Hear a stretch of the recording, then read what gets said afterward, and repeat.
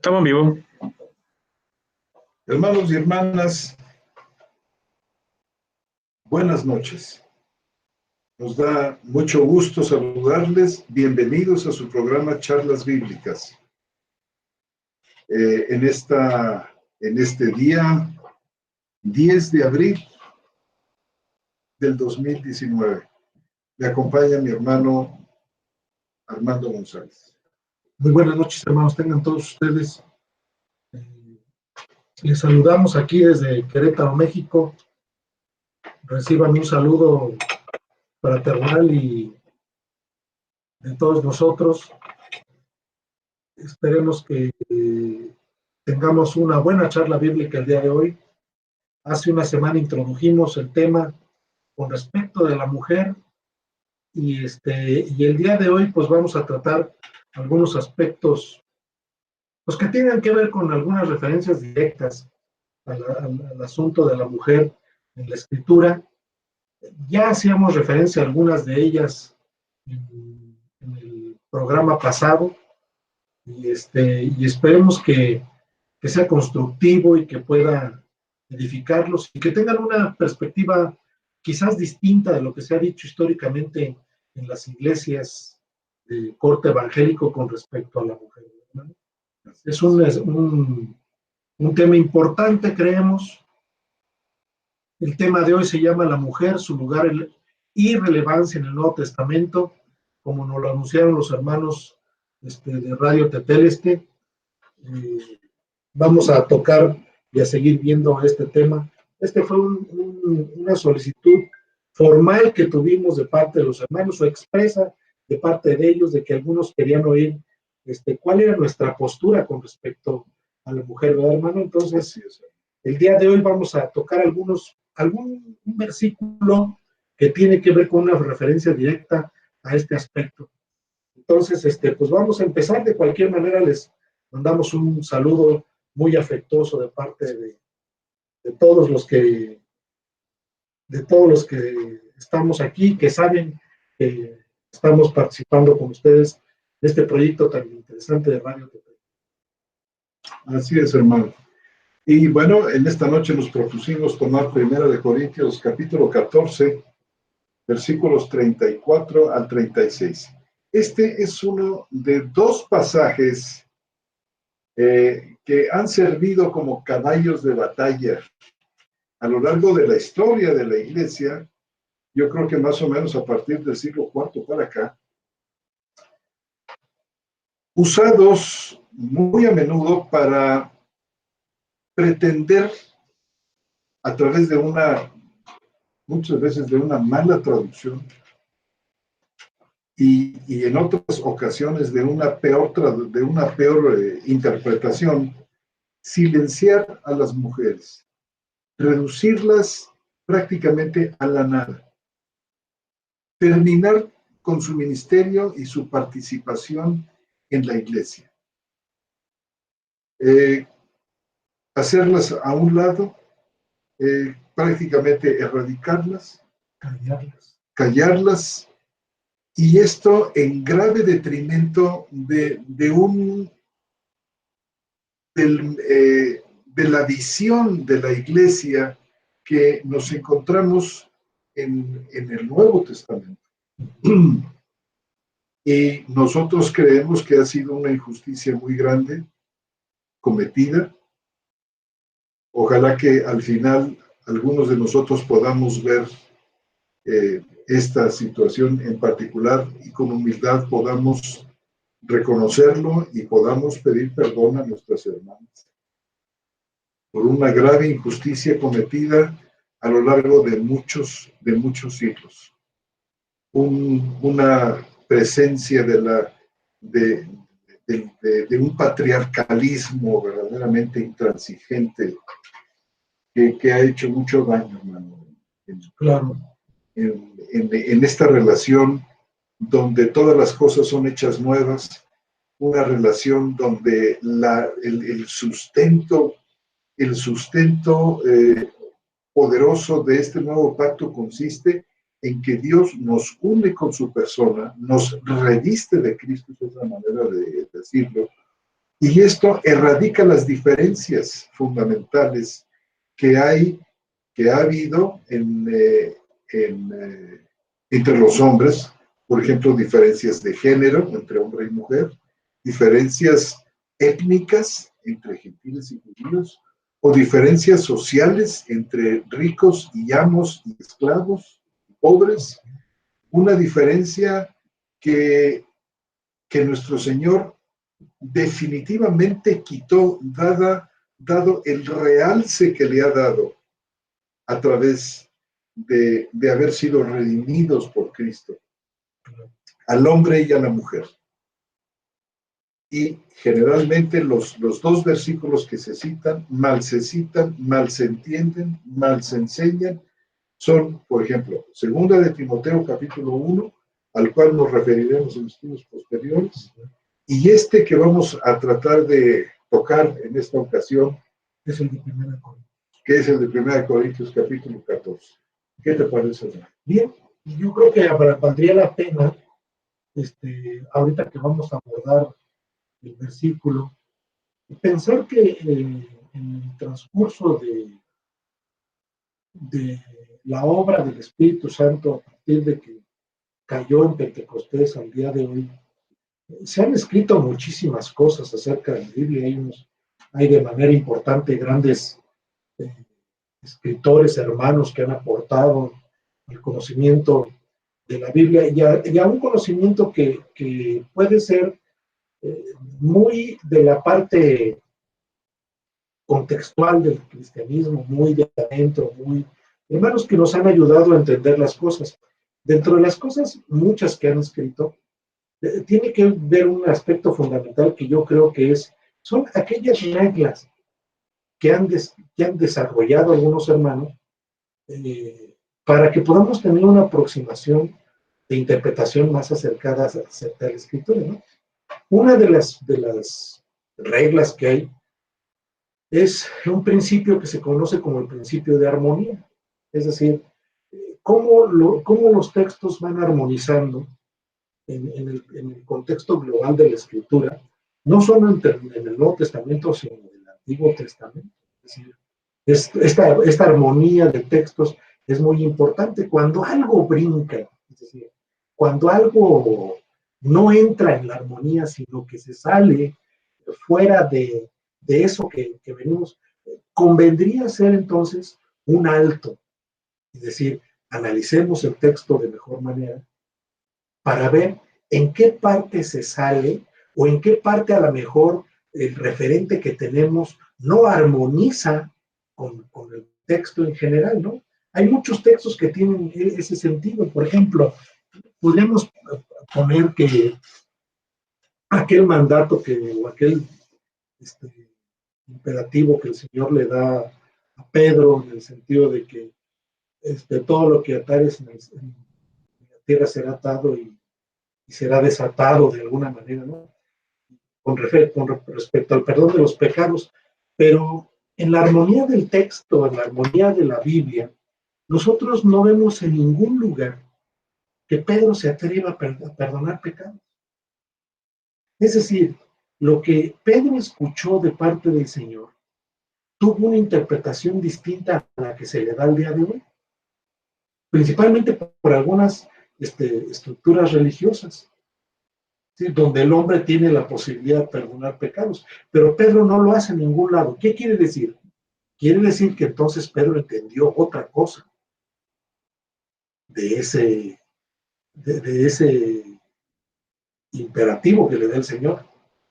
Es decir, Pedro entendió que el perdón de los pecados era en función de la promulgación de la palabra, porque es la palabra misma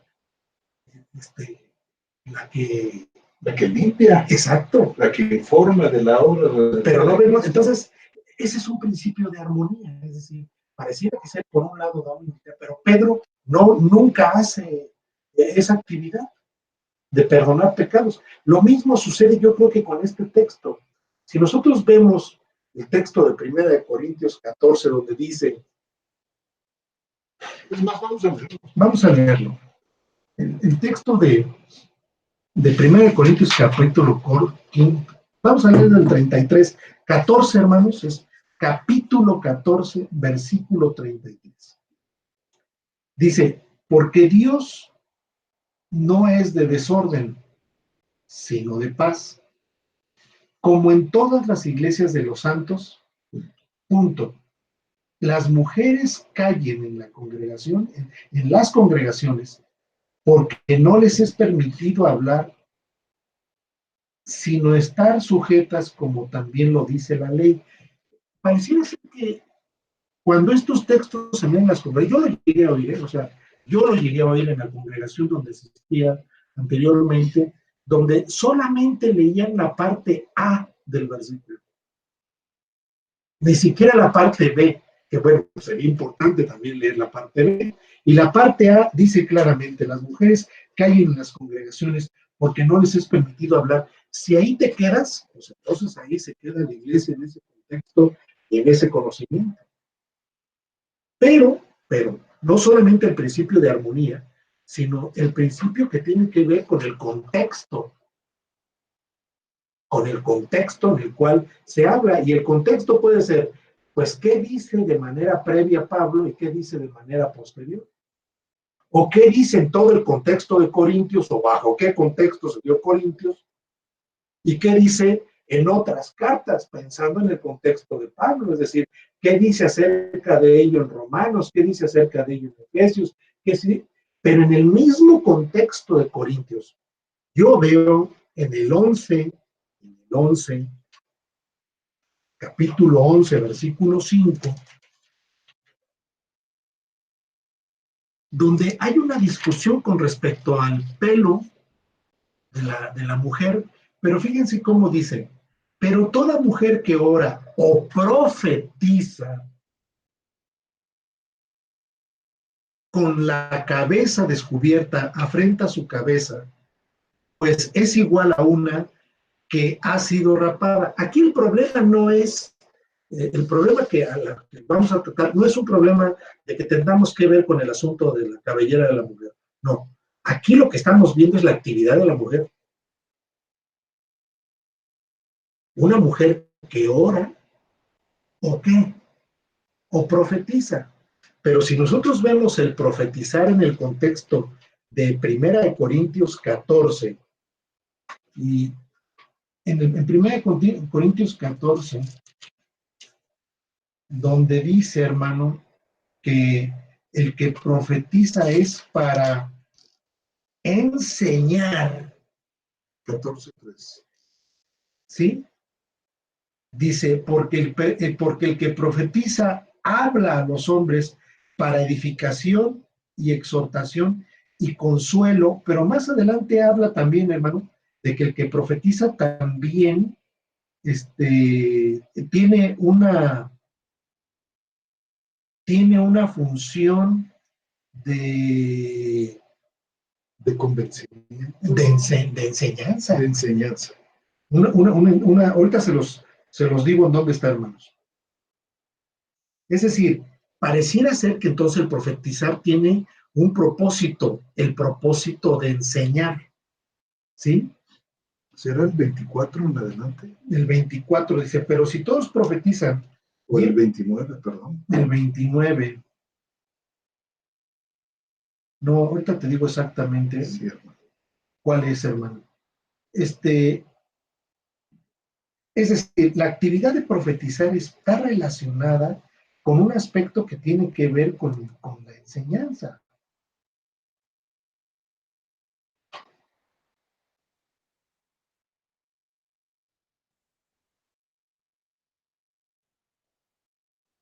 Ahorita les digo dónde está. Entonces, en el versículo 11, en el capítulo 11, versículo 5 dice con toda puntualidad, y lo acabamos de leer, pero toda mujer que ora o profetiza, es decir, estamos viendo una actividad. La mujer que profetiza y enseña. Es decir, el problema en 1 Corintios 11 no es que la mujer ore o profetice. No es el tema que se está tratando ahí, sino que se acepta, se da por sentado. Se da por sentado que existe, es una actividad. Es una actividad bueno, no me gusta ni válida ni lícita, sino recibida. Es una actividad que tenían las mujeres. Y en función no solamente de eso, sino del texto que leímos hace 8 días de Oseas, donde dice que vuestros hijos y vuestras hijas profetizarán, y que vuestros hijos y vuestras hijas verán visiones, y que vuestros esclavos y vuestras esclavas también lo harán. Es decir, yo sí veo que ese texto de Oseas, Hechos y Corintios 11:5 tienen un principio de armonía. Pero parece ser que ese principio de armonía se cae en 14, 34, 35 y 36 de Corintios. Es decir, ¿por qué Pablo cambia tan fuertemente de uno a otro? Y creo yo que según lo que por ahí pude distinguir, es que la palabra que se utiliza aquí es una palabra que en nuestras Biblias está suavizada. Entonces, ¿cuál es el siguiente? Si tenemos conflicto entonces con este principio, entonces vayamos a uno más, al gramatical. Y no solamente al gramatical, sino al contextual histórico, al contextual geográfico, al contextual cultural, que creo yo que es el que está impactando. ¿Qué opinas, Nick? Me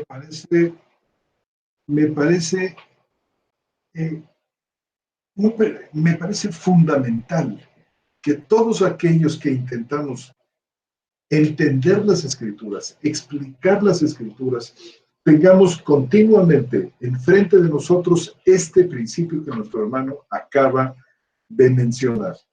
Cuando esta armonía que nosotros palpamos en el texto de Oseas, en el texto de 1 Corintios 11, se quiebra, por así decir, en un momento como pareciera verse en 1 Corintios capítulo 14, versículos 33 al 36. Entonces, en una circunstancia así tenemos que emplear otros principios, el gramatical. Ya encontré el texto, hermano. Es el 31. El 31. Nada más ponlos en contexto para que... Sí, ya encontré el texto que refiere a una de las funciones. El hermano bien señaló a nuestro hermano. 14:4. Dice el 14:4. El que habla en lenguas. No, 14:3, perdón, hermanos. Capítulo 14, versículo 3 de 1 Corintios. Pero el que profetiza habla a los hombres. ¿Para qué? Para edificación y exhortación y consuelo. Pero el 11:5 dice, las mujeres que oran y profetizan. Es decir, sí había una actividad de las mujeres. ¿Para qué? Para edificación, para exhortación y para consuelo. Y es que Cristo murió por ambos, en igualdad de circunstancias. Pero fíjate lo que dice el 31, porque cuando yo lo leí por primera vez me llamó mucho la atención en el sentido de que va relacionado con un asunto de comprensión, hermano. Dice lo siguiente el 31, porque todos podéis profetizar. Y es claro que las mujeres profetizaban en el contexto de lo que está hablando Pablo. Ese todos se refiere no solamente a los hombres, sino a las mujeres también. Dice, porque todos podéis profetizar, uno por uno. Y fíjate bien lo importante, para que todos aprendan.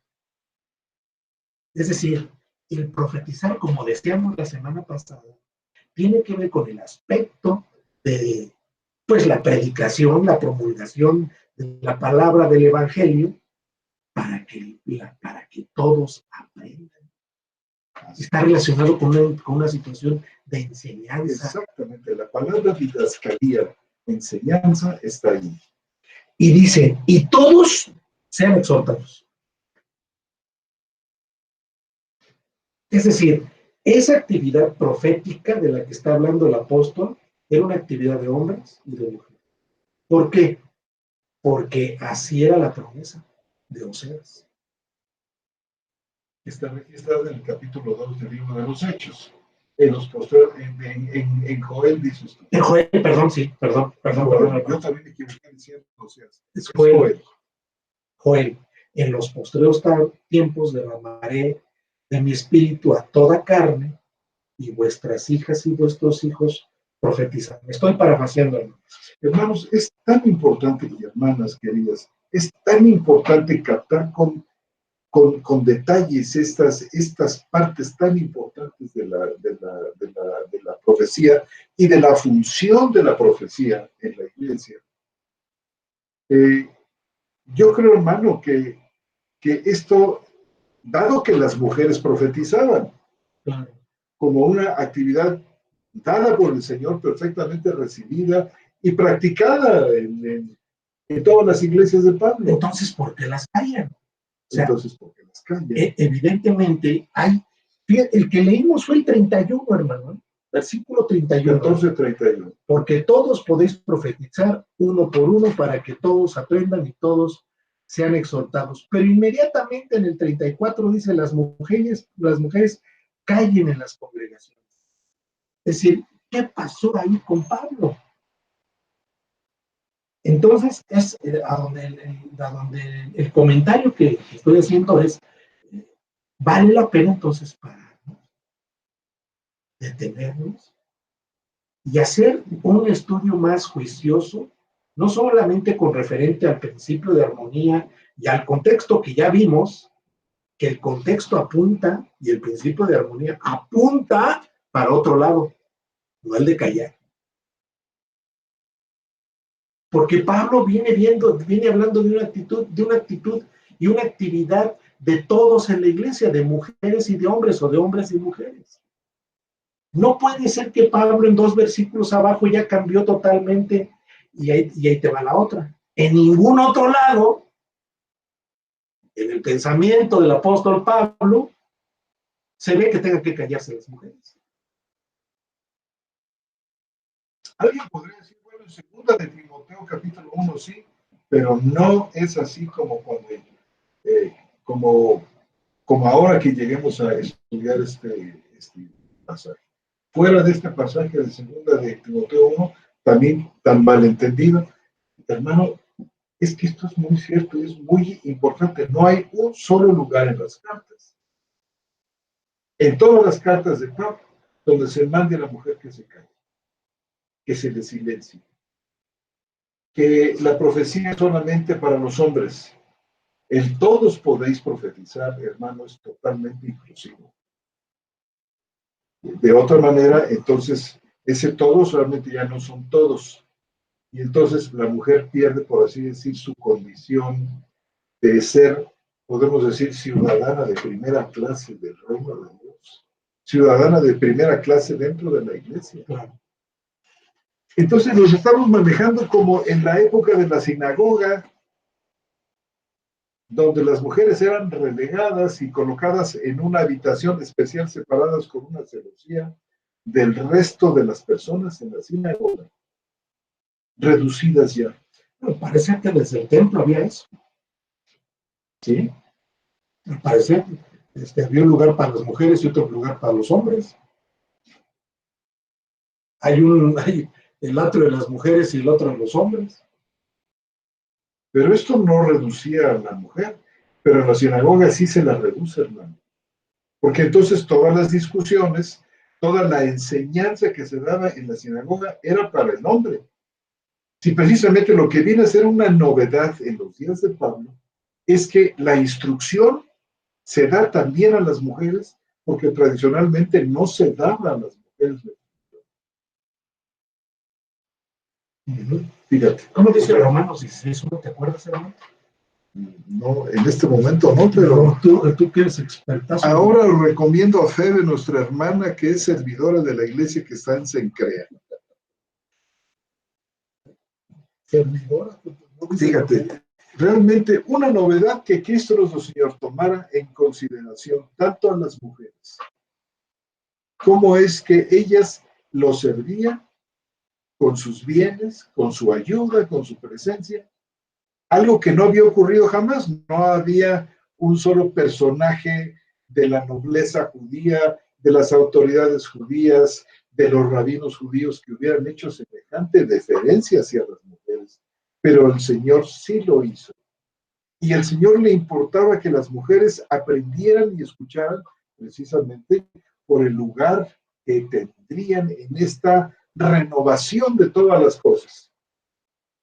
Ahora, me gustaría hacer nuevamente un paréntesis y que tú nos ayudaras aquí, hermano, porque yo sé que tú eres bueno en estas cosas, pero quiero ver el contexto de la palabra, porque vamos ahora al aspecto gramatical, en el sentido de que por un lado está diciendo esto Pablo, pero por otro lado el texto dice lo siguiente, y quiero ver cuál es la palabra que se utiliza para indecoroso.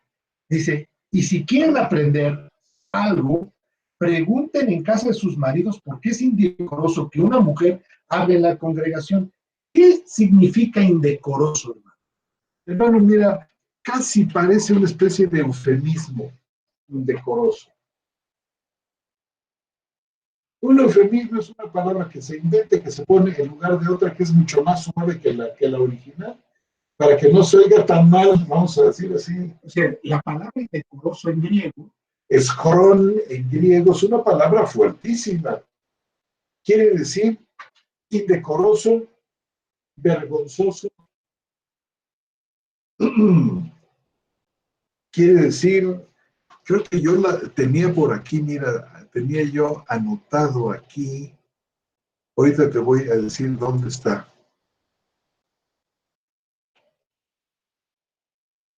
ascrón. Sí.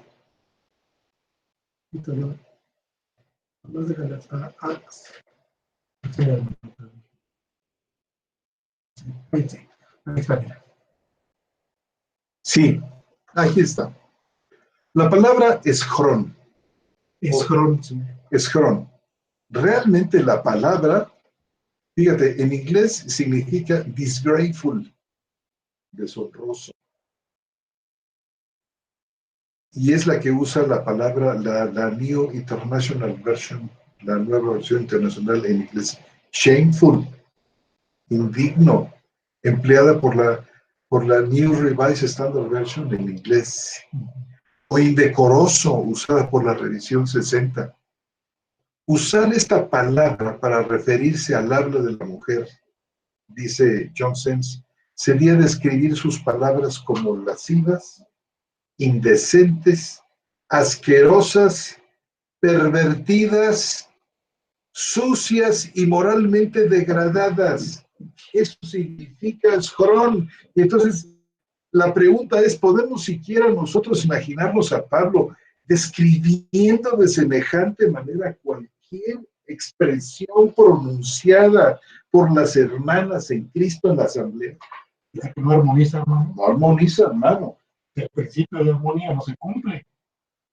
Si por un lado todos los que profetizan, enseñan y exhortan, y por otro lado las que hablan en la congregación, quiero referirme quizás a esta actividad de profecía, se consideran como palabras lascivas, indecentes, asquerosas, pervertidas, sucias y moralmente degradadas, que esa es la acepción de la palabra eschrón en griego, que es el texto, no armoniza.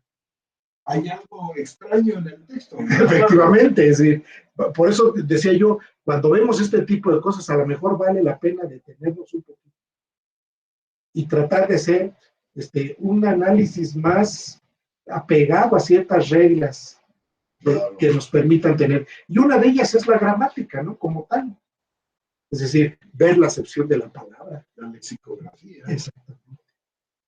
Ahora, fíjate, tú mencionabas hace un momento 1 Corintios 11 y decías, ¿cómo? Apenas, yo creo que Pablo no acababa ni de dejar la pluma, que acababa de escribir 1 Corintios 11, para llegar a 1 Corintios 14 y decir que la mujer se calle. Entonces, es Pablo entrando en una abierta contradicción. Primero, permitiendo a las mujeres, o hablando más bien de una manera normal, de la práctica normal de la actividad de la actividad normal de la mujer dentro de la asamblea, orando y profetizando, y después diciéndole que se calle.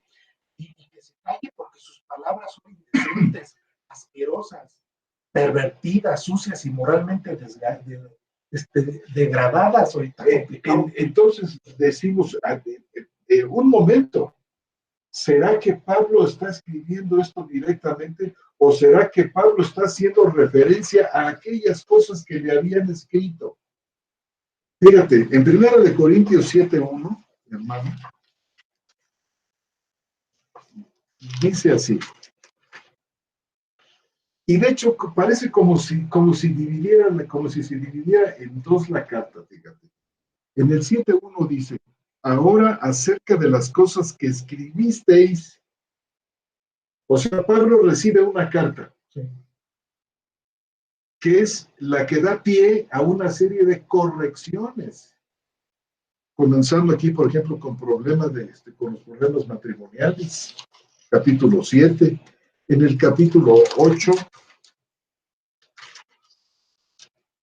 cuestiones que tienen que ver con el conocimiento y el amor. En el capítulo 9, con los derechos que tienen los apóstoles. En el capítulo, en el capítulo 11, por ejemplo, el problema del uso del velo, el problema de los abusos en la cena del Señor, problemas en cuestiones de los dones, capítulo 12, de la profecía, 13 y 14, y luego un problema doctrinal que era el problema de la resurrección, al cual se dirige en la última parte de esta carta. Es decir, Pablo aborda en esta segunda parte, del 7 al 15, problemas que estaban existiendo en la iglesia de Corinto, y él recibe una carta. Por eso dice, ahora, acerca de lo que escribiste. Y ahora es muy interesante, porque en la primera parte de la carta, del 1 al 6, Pablo se dedica a contestar también y a ajustar una serie de males que le habían llegado a él a través de los de Cloí, de la casa de Cloí, que llegó a visitar a Pablo. Pablo estaba en Éfeso cuando escribe esta primera carta. Fíjate, dice en el capítulo, primero de los Corintios, en el capítulo 1 y versículo 11. Porque he sido informado acerca de vosotros, hermanos míos, por los de Cloé, que hay contiendas entre vosotros. He sido informado, es decir, hay personas que salieron de la iglesia de Corinto para ir a hablar con Pablo, que estaba en Éfeso, atravesaron ese tramo del mar para irle, pero creo que es el Adriático. Lo atravesaron para ir a ver a Pablo y decirle, hermano Pablo, están pasando estas cosas. Problemas, por ejemplo, de divisiones, en el capítulo 3, el problema de inmoralidad en el capítulo 5, el problema de que se estaban llevando a los tribunales problemas que debieron resolverse en el seno de la congregación, litigios. Todas estas cosas son situaciones a las cuales Pablo se dirige, Pablo aborda para dar una solución. Después, en el capítulo 7, Pablo está dirigiéndose, una vez que abordó suficientemente en su opinión los problemas que le habían planteado los hermanos de la casa de Cloé. Entonces Pablo pasa a tratar los problemas de aquella carta que había recibido. Por eso dice, acerca de las cosas que escribiste. Es decir, yo creo que Pablo cita muchas palabras y muchas cosas que se estaban diciendo en la iglesia de Corinto, hermano, que estaban trayendo problemas. Y yo creo que una de estas cosas es lo que estamos leyendo en 1 Corintios capítulo 14, versículos 34 al 36.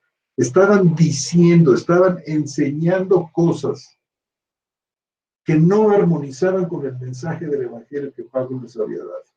Por ejemplo, el uso de esta palabra schron te da la idea de que, vamos, por lo fuertísimo que es, una palabra que Pablo jamás habría usado para referirse a la participación o algún hermano, Y fíjate que cuando analizamos un poco más de cerca, 1 Corintios 34, 14, 34, nos damos cuenta que hay muchas cosas que están fuera de contexto y fuera de armonía y que también son claves que nos permiten ver que no es Pablo el que está diciendo estas cosas, no es Pablo el que está callando, es más bien Pablo quien está refutando a aquel indecente en la iglesia de Corinto que estaba queriendo callar a las mujeres. Fíjate, por ejemplo, cómo dice en el versículo 34, hermano.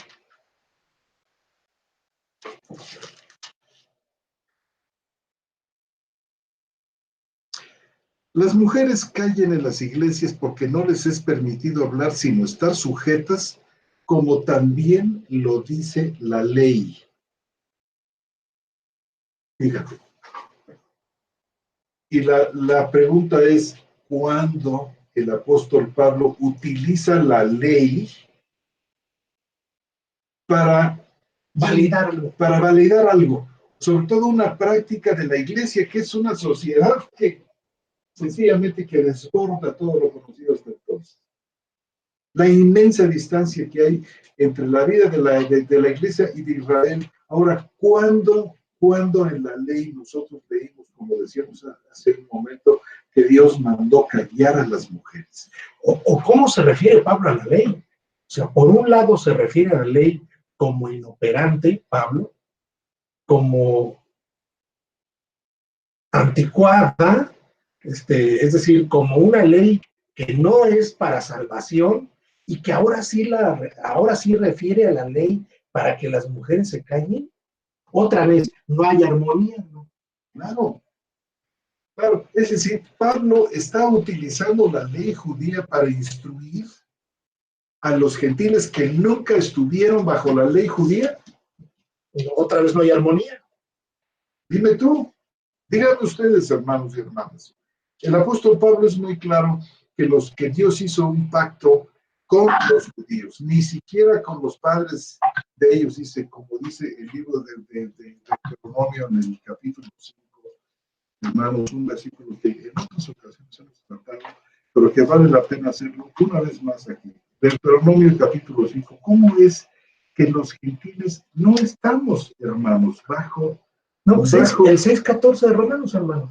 6.14 de Romanos. O sea, Dios dice de Deuteronomio, Dios no ha hecho un pacto más que con los que están vivos aquí hoy, con los descendientes de... Dice, porque el pecado no se enseñará de vosotros, pues no estáis bajo la ley, sino bajo la gracia. Entonces, ¿cómo es que en Corintios les dice, la mujer calle, dice, las mujeres callen en la congregación, porque no les es permitido hablar, sino estar sujetas, como también lo dice la ley? Es decir, por un lado Pablo dice que no estamos bajo la ley, y por otro lado valida que las mujeres se callen porque están bajo la ley.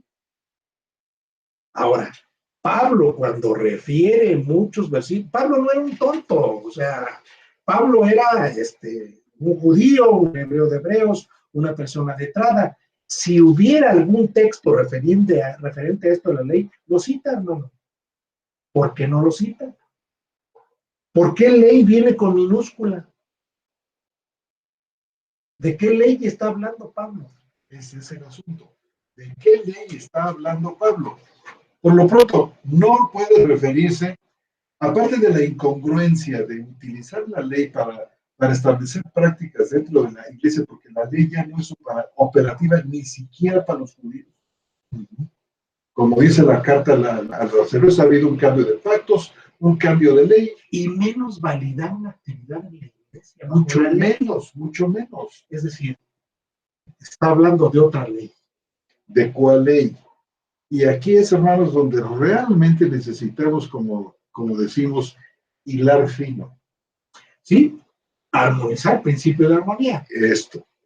Es decir, hermanos, fíjense ustedes, el contexto, utilizando uno de estos elementos gramaticales, lexicográficos, culturales, históricos, el problema, hermanos, que plantea nuestro Señor a los judíos de que ellos estaban invalidando la palabra de Dios por sus tradiciones.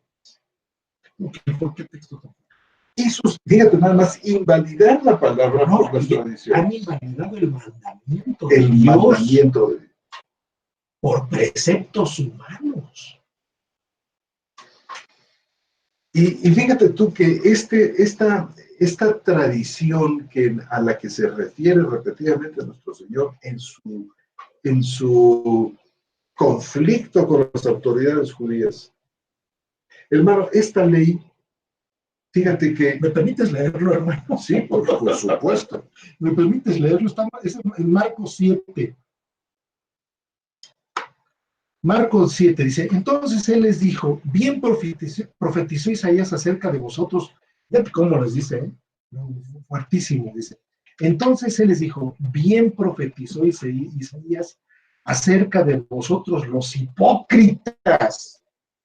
Como está escrito, este pueblo me honra de labios, pero su corazón está lejos de mí.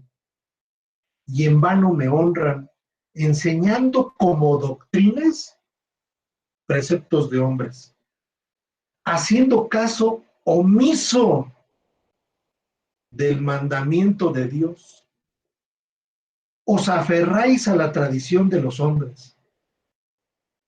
Como también, como les decía también, dice, qué bien invalidáis el mandamiento de Dios por establecer vuestra tradición. Y más adelante dice, invalidando la palabra de Dios con vuestras tradiciones que transmitéis y hacéis muchas cosas semejantes. Es decir, pareciera ser que esto era una práctica judía. Claro. Una práctica judía donde los judíos estaban haciendo a un lado la palabra de Dios y estaban haciendo su propia interpretación de la palabra. Y también su propia ley, hermano. Porque lo que resultó de ¿qué fueron estas tradiciones, estas doctrinas y preceptos de hombres, hermano? Llegaron a convertirse. Fíjate, y la gente, las autoridades judías le daban más crédito a estas tradiciones judías que al mismo mandamiento de Dios, por eso lo invalidan, lo reducen a la nada. En su lugar ponen la enseñanza de los hombres.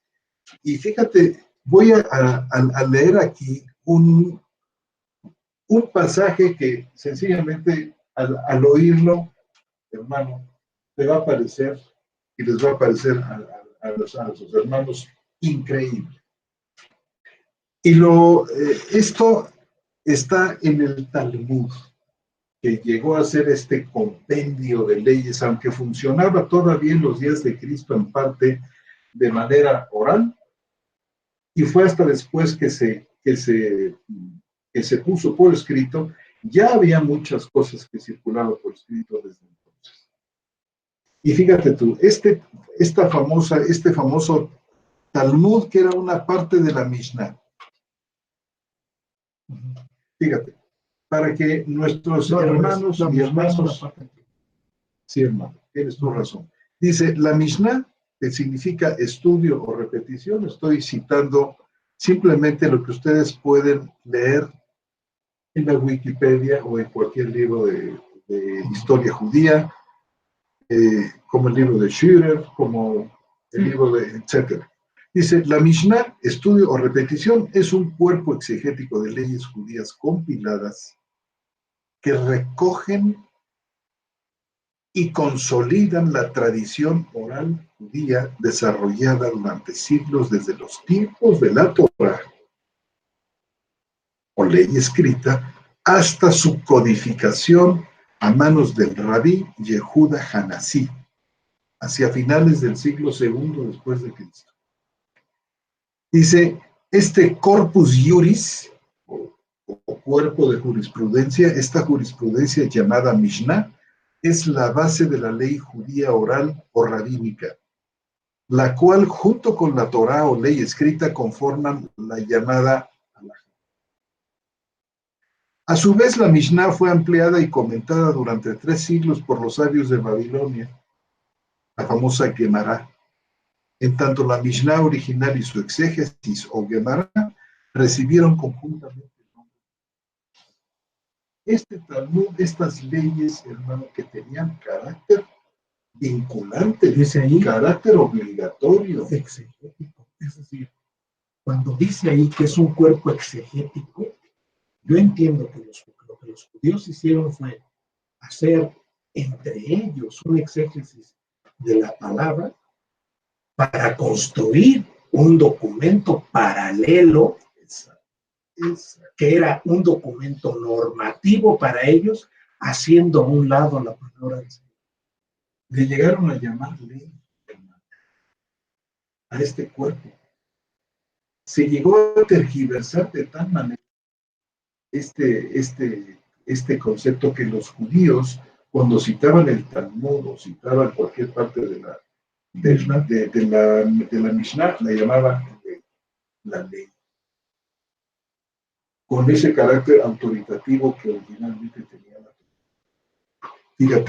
Fíjate lo que se dice en el Talmud, en la parte que se llama Eruvin, en la sección 21b.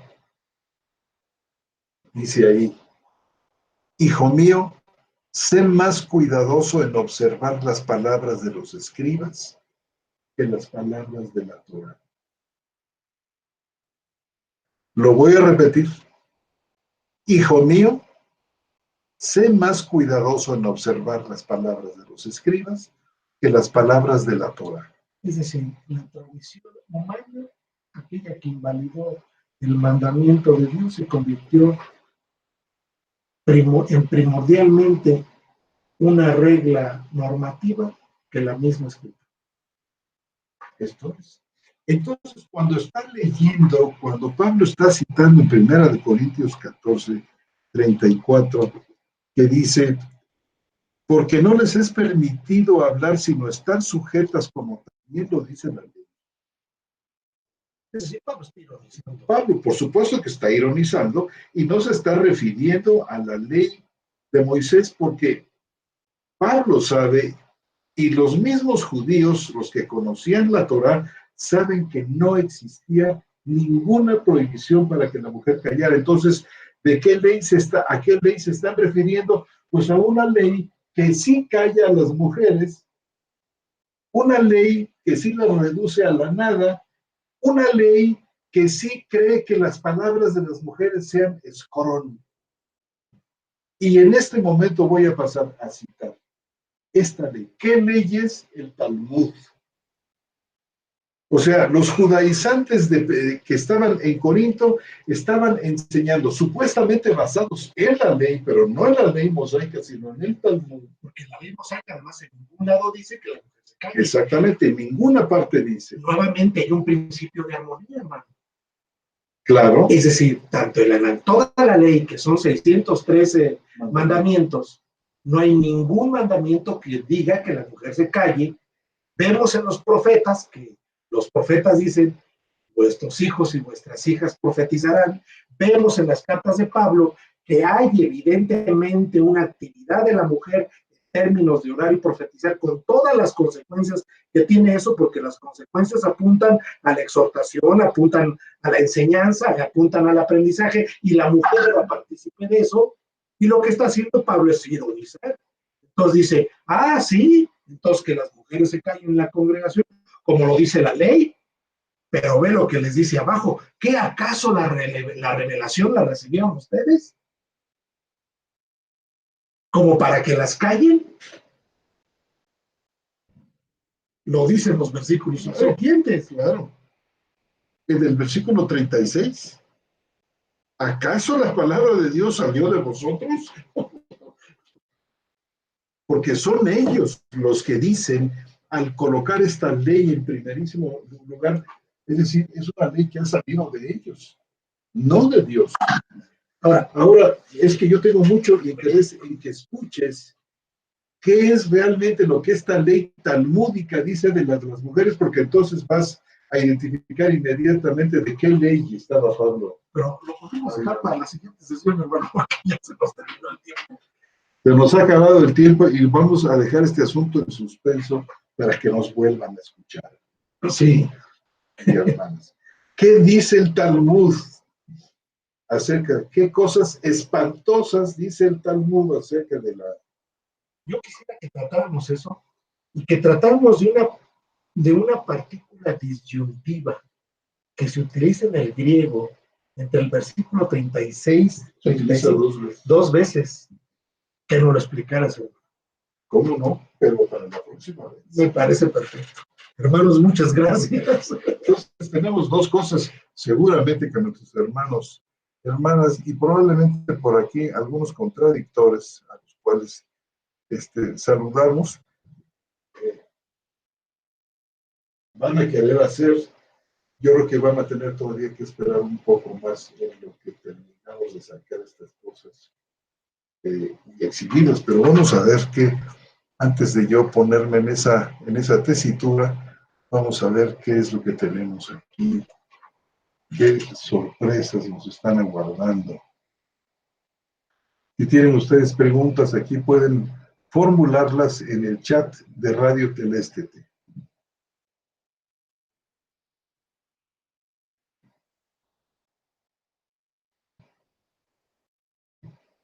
Y nos saluda nuestro hermano Jesús Lozada, desde la Ciudad de México. Nos saluda también Javier Bárcenas. Saludos. Jiutepec, hermano. De Jiutepec. Morelos. Dios los bendiga, hermanos. Nuestra hermana Marlene Echeverría. Desde Washington. Saludos, hermanos. Un saludo, hermana. Un saludo muy cariñoso para los tres. Quizá nuestro hermano Jesús, que siempre nos hace el favor de transmitirnos, de pasarnos las preguntas que surgen en el chat del YouTube,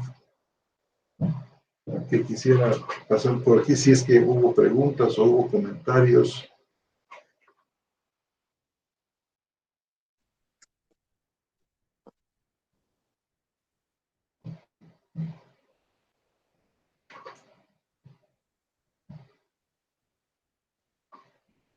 Te lo envío ahora mismo. Muchas gracias.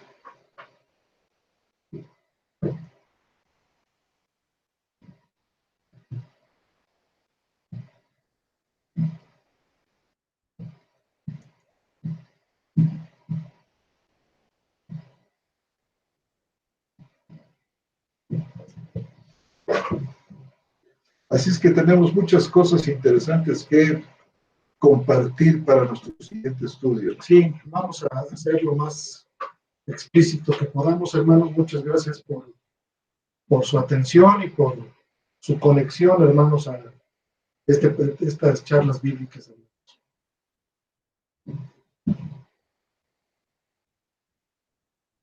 Dice Eduardo Prado, un fraternal saludo, hermanos. Gracias por abordar este tema que es tan importante para contrarrestar nuestra cultura machista disfrazada de Biblia. Gracias, hermano. Un saludo fraternal y un abrazo. Amén, hermano. Un fuerte saludo. Parece ser que nuestro hermano Eduardo solamente tenemos en este momento de una situación.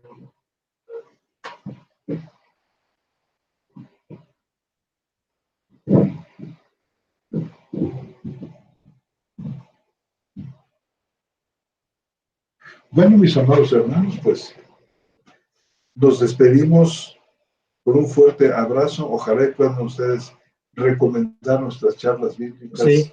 Esto sería de gran ayuda a nuestros hermanos, sobre todo este tema que es importante, es fundamental. De mucha controversia, y qué bueno que es así, para que puedan ir a YouTube y ahí escuchar. A ver, nuestra hermana Marlene Echeverría dice: hermanos, una pregunta. Todavía no comprendo la transición entre el versículo 33 y luego el 34. Parece muy mandatorio el versículo 34, aunque ya comprendo que habla del Talmud. El versículo 34 dice: las mujeres callen en las iglesias porque no les es permitido hablar sino estar sujetas, como también lo dice la ley. Sí, hermano, De hecho, creo yo que como decíamos, hermana Marlene, no es un mandato del Pablo. Es un mandato que salió de la iglesia de los Corintios, de la iglesia de Corinto, y que Pablo comenta hasta cierto punto con sarcasmo, Sí, ¿verdad? con ironía. Con ironía. No sarcasmo. Pablo era irónico, pero no sarcástico. Sí, entendemos bien, como dice la hermana Marlene, que está hablando de la Mishnah y de la Guimará, y obviamente la compilación de estos dos del Talmud, y que si evidentemente en la ley mosaica no encontramos ninguna palabra que calle a las mujeres, la próxima semana les leeremos lo que dice el Talmud. Para gran sorpresa de